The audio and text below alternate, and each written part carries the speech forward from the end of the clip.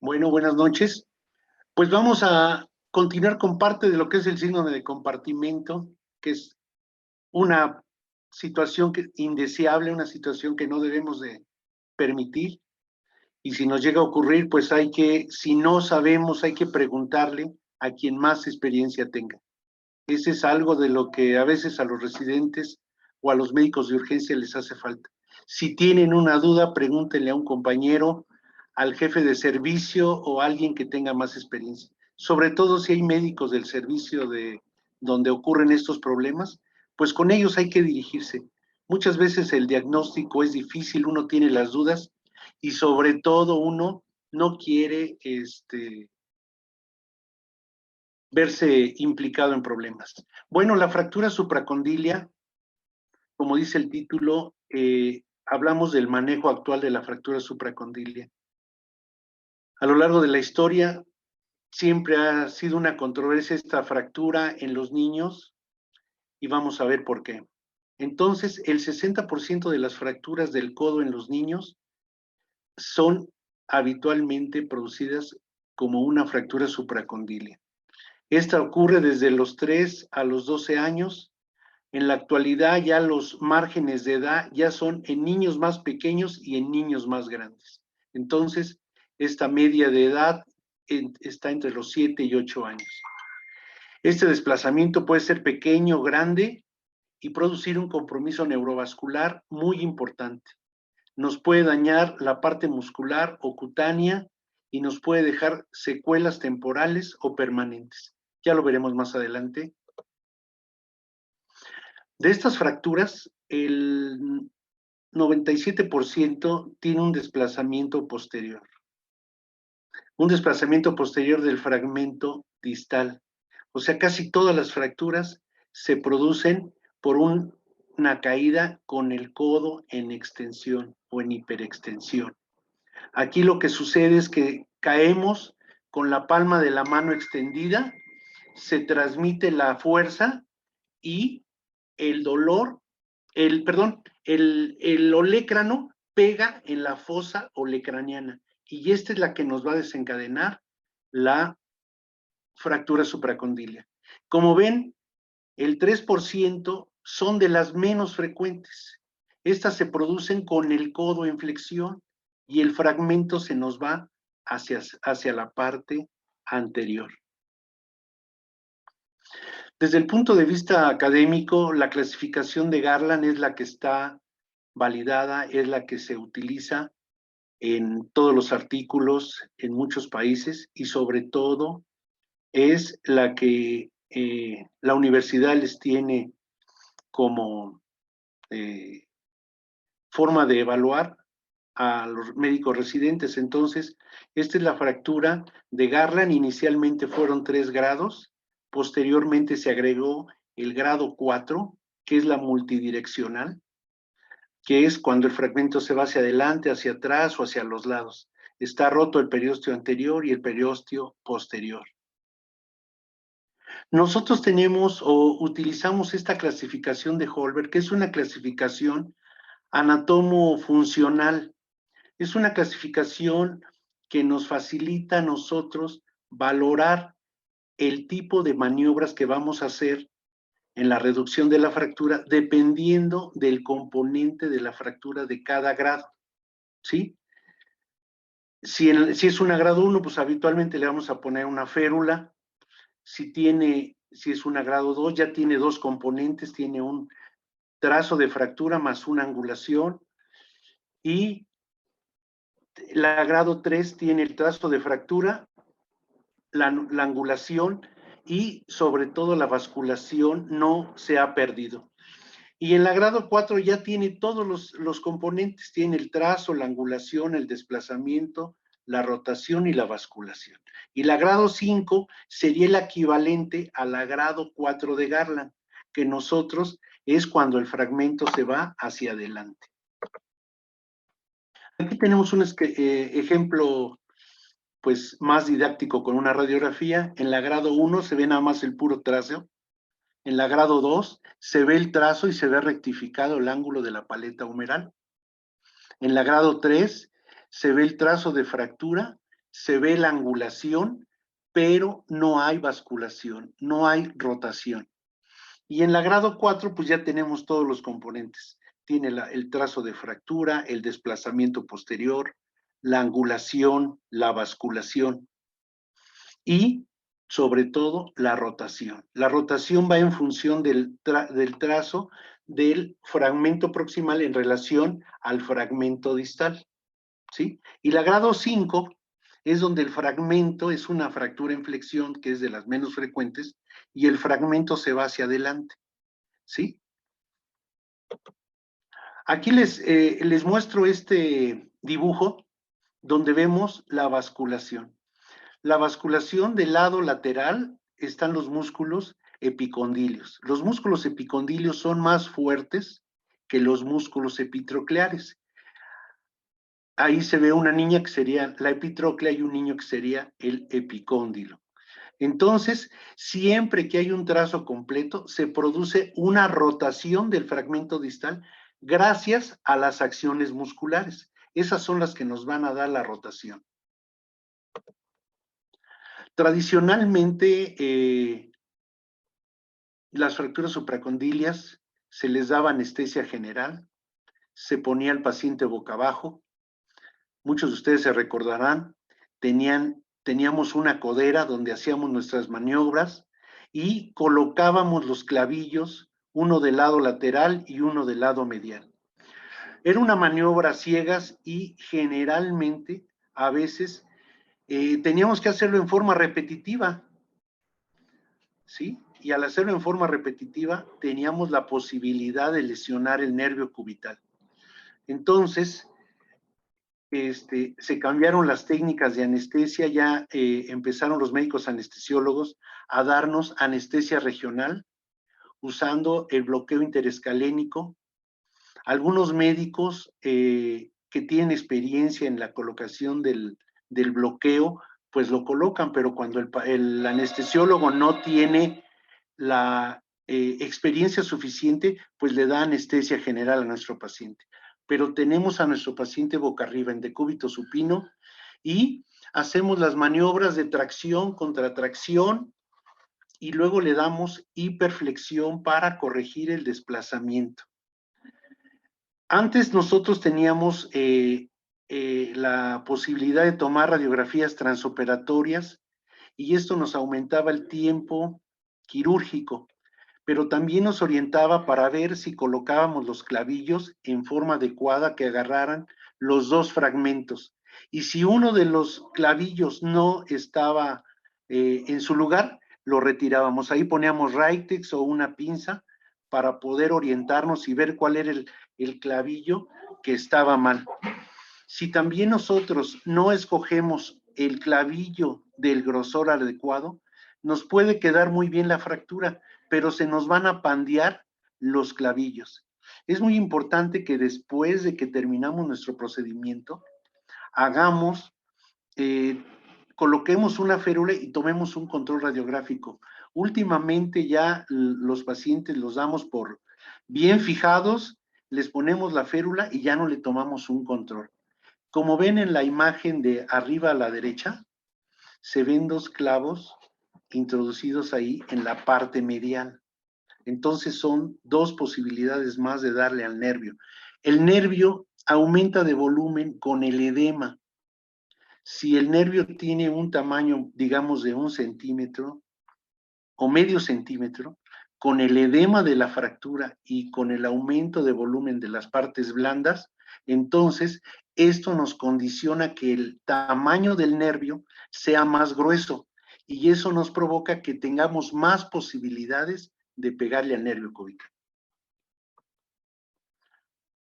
¿Sí? Ahí se ve cómo se fija, los clavillos se cortan y posteriormente se pone la férula. Incluso hicimos la técnica mini open, una técnica que sugerían en Estados Unidos. Había que fijar la fractura del lado lateral y para poder introducir el clavillo del lado medial, localizábamos el nervio cubital y posteriormente ya localizado el nervio cubital lo separábamos e introducíamos el clavillo del lado medial, con la certeza de que ya no le habíamos pegado al nervio. Y cerrábamos ahí la pequeña heridita. Hicimos 10 pacientes. De estos 10 pacientes, 6 pacientes presentaron neurapraxia por la manipulación del nervio.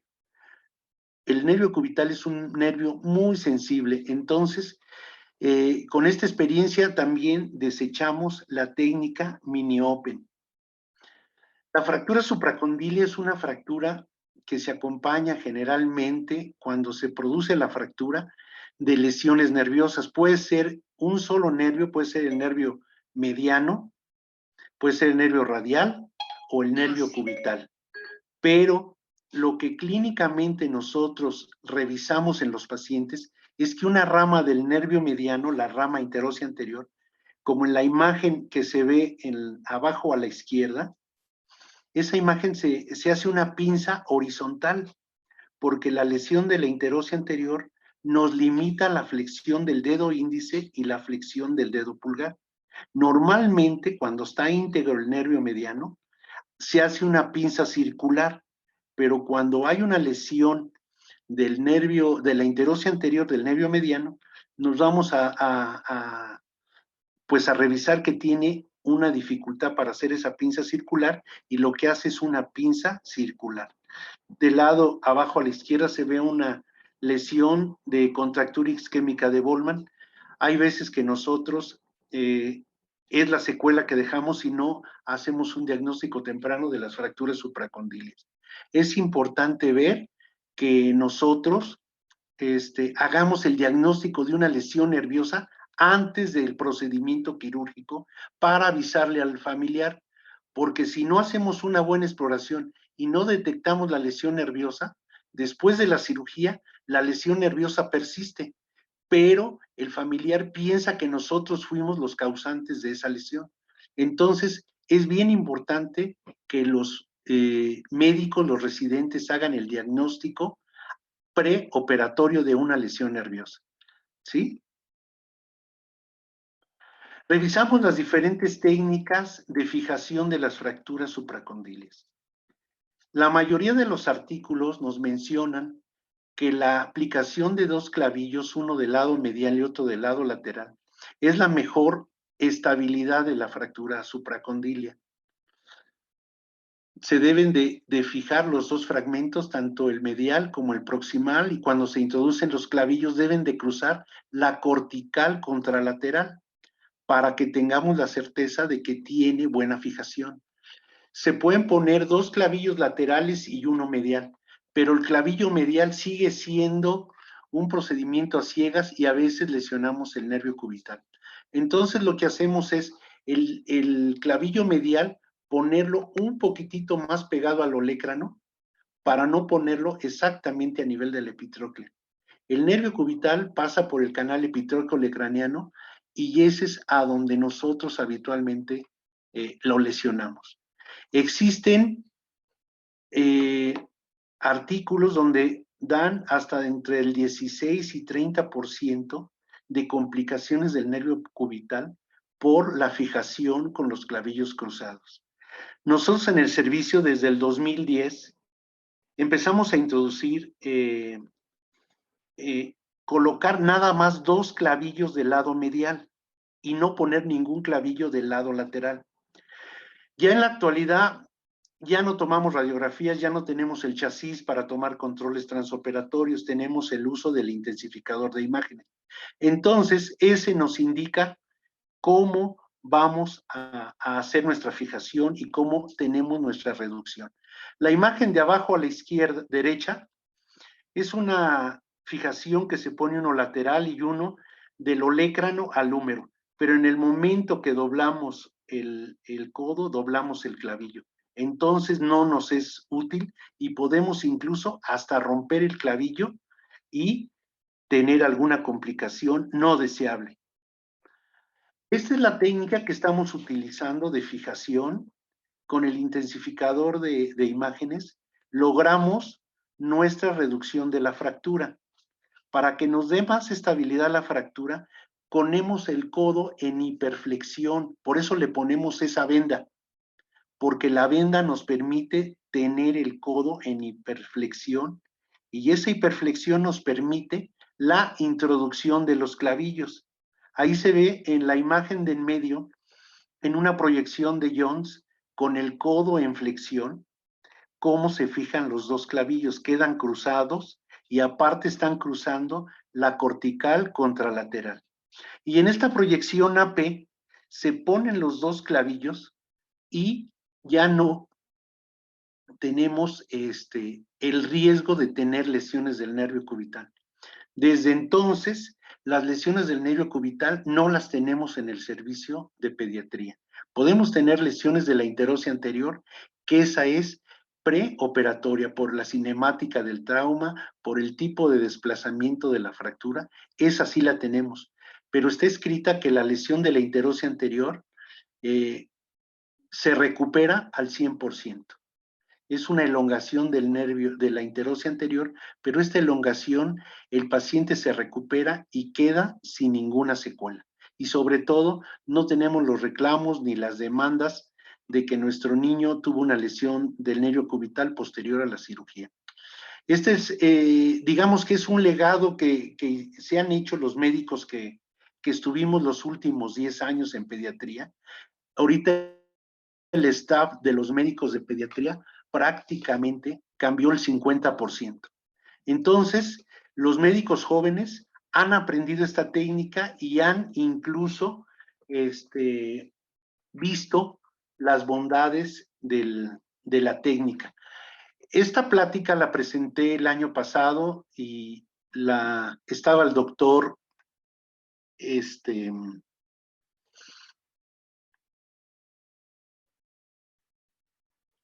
ay, se me fue, dos médicos muy, con mucha experiencia en trauma pediátrica y me reclamaban de que no era muy buena estabilización los clavillos laterales. Pero, sin embargo, les demostramos que en todos los resultados que tuvimos, todas las fracturas no se desplazaban y consolidaban muy bien y tenían una buena evolución. Eso quedó como entredicho para ellos, pero nosotros tuvimos que hacer la revisión de una tesis del doctor Durán, es un médico R4 que acaba de egresar del hospital, Rodrigo Durán, que su tesis la hizo sobre la fijación lateral de las fracturas supracondiles. Y en sus conclusiones, él concluye de que no hubo lesiones del nervio cubital, la recuperación mecánica es muy buena y los codos varos también disminuyeron porque nosotros tenemos control de la reducción y de la rotación de la fractura. Entonces ahí, con el intensificador de imágenes, nosotros podemos valorar el grado de valgización o varización que tiene. Nosotros en forma profiláctica a todas las fracturas les ponemos el antebrazo en pronación para cerrar el pilar lateral y abrir el pilar medial. Esto nos facilita que no tengamos codos varos. Entonces, de la revisión que hizo este doctor de 150 pacientes, nada más tuvieron 2 codos varos y ninguna lesión nerviosa. Es difícil de creer, como dicen, pero los resultados están a la vista. Para las gentes que quisieran tener una información más fidedigna, pueden revisar la tesis del doctor Rodrigo Durán y verán que se hizo con toda la metodología científica y los resultados están a la vista. Esta tesis fue publicada y aparte fue presentada en el Congreso. No recuerdo si ganó un premio, pero lo que sí sé que yo únicamente recibí mi constancia de colaborador de la tesis del doctor Durán y los resultados están a la vista. Nosotros seguimos utilizando esta técnica de fijación que nos ha dado buenos resultados. Yo pienso que, ahorita me acordé, el doctor Rodríguez Esquiú, nos decía que no era suficiente la fijación, que para él, si él tenía una fractura supracondilia, él la iba a seguir fijando con 2 clavillos, uno medial y otro lateral. La experiencia nos dice que sí se puede hacer y que vamos a obtener buenos resultados y menos riesgos de complicaciones. Muchas gracias. Buenas noches.